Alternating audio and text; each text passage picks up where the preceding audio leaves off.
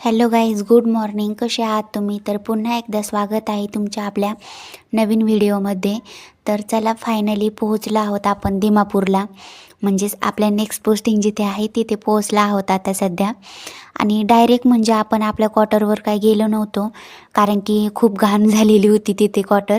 आणि इथेनंच म्हणजे जाळीतून पाहू शकता, डायरेक्ट एकदम समोर दिसते तीच आपली क्वार्टर आहे. आणि म्हणजे आल्याबरोबर डायरेक्ट चहा पाण्यासाठी यांच्या मित्रांनी घरी बोलवलं होतं. म्हणजे ताईंनी जेवणसुद्धा करून ठेवलं होतं आमचं दुपारचं.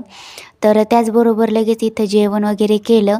आणि इथे फौजींनी आणि म्हणजे आम्ही सगळ्यांनी मिळून बसून मस्त अशी चहा पाणी वगैरेसुद्धा घेतला. आणि इथे मध्येच आमच्या आरोबाईची मस्ती चालू झाली लगेच. म्हणजे कुठेसुद्धा असली आणि कुणाच्या घरी गेलीसुद्धा लेकरांना तर आता काही कळत नाही अशा गोष्टी. पण लगेच खेळायला सुरुवात झाली मॅडमची आमच्या. आणि ती तर खेळतच होती, तिचं चाललंच होतं एकटीचं खेळणं. पण इथे मग ताईने लगेच गरम गरम चहा केला. आणि आम्ही पहिल्यांदा असं फ्रेश होऊन घेतलं मस्त. आणि कपडे वगैरे चेंज करून घेतले. आणि लगेच ताईंनी गरम गरम चहा केला होता. मग म्हणजे आमच्या गप्पा चालल्या होत्या चहा पिता पिता. एक नियोजन चाललं होतं माइंडमध्ये, म्हणजे आता कुठून सुरुवात करायची, काय साफसफाईसाठी. कारण की म्हणजे जी क्वार्टर आपल्याला सध्या भेटलेली आहे ती काय म्हणजे सध्या ती तर आपली क्वार्टर नाही आहे. कारण की अर्जंट म्हणून एक नाईविलाज म्हणून ती दिली होती की 2-3 महिने म्हणजे तुमचा नंबर जोपर्यंत तुमच्या क्वार्टरला लागेल तिकडे तोपर्यंत तुम्ही इथे राहू शकतात असं सांगितलं होतं त्यांनी. तर तात्पुरती म्हणजे एक कितीक महिने लागू त्याला आता काही सांगता नाही येणार, तरी पण 7-8 महिने लागू शकतात. 7-8 महिने का होईना पण तिथे काढावं लागतील आपल्याला त्या क्वार्टरमध्ये. यासाठी पण नीटनाटकं तर करायलाच हवं. यामुळं आता चहा वगैरे घेतला आणि लगेच त्या क्वार्टरकडे म्हणजे आलो आपण आपल्या क्वार्टरमध्ये.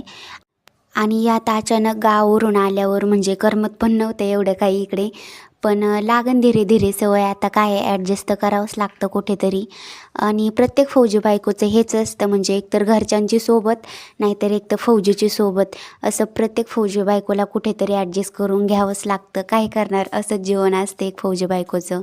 आणि म्हणजे सगळे कामं आवरण्याआधी मी पहिल्यांदा आरूला इथे नाद लावत होते. म्हणजे काहीतरी तिला एक म्हणजे टाकून दिलं खाली बसण्यासाठी मस्त. आणि म्हटलं आता हिला कशाला नादी लावा म्हणून एक मी सोबत आणली होती एक वही आणि पेन तिचीच, पेन्सिल. तर तिला म्हटलं की तू म्हणजे इथं गिरव, म्हणजे मी तिला दाखवलं होतं की असं असं काढ. मग मी माझ्या कामावरलेला मोकळी वेळ झाली, ती लागली तिथे नादी. तर पाहू शकता तुम्ही, सगळ्यात पहिल्यांदा मी पेटीमधून म्हणजे एवढे काही सामान निघलं होतं आपलं. आणि ते खूप म्हणजे खूप खूप खराब झालं होतं सगळं काही.